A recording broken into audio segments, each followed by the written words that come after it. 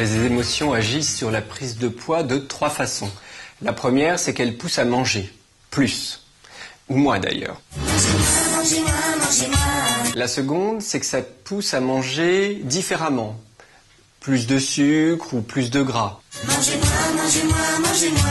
La troisième, c'est que ça stocke la graisse, même si on ne mange pas plus, même si on ne change pas son alimentation. Et ça, en général, c'est des kilos émotionnels.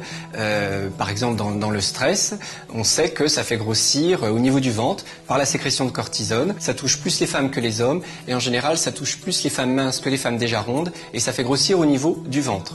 Mais il y en a une quatrième, c'est que les émotions agissent aussi sur les activités physiques.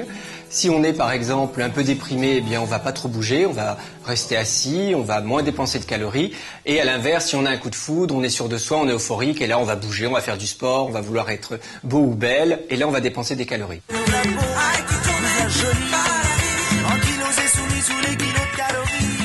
Alors c'est pas systématique, c'est pas le malheur va faire grossir, le bonheur va faire maigrir. Non, le bonheur peut faire aussi grossir parce que on va associer finalement les aliments au bien-être, peut-être parce que petit, notre maman nous donnait de l'amour en même temps qu'elle nous donnait à manger. Donc ça veut dire qu'on peut être heureux et gros. Pour autant, on n'a pas envie d'être gros, donc il faut trouver d'autres moyens d'exprimer son bonheur que de manger. On est foutu, on mange trop. On mange trop. Pour ne plus manger sur le coup de ses émotions, il faut déjà repérer quelles sont les émotions qui nous poussent à manger. Et il faut ensuite répondre différemment à ces différentes émotions. Par exemple, si on a de la colère entrée, il faut exprimer sa colère.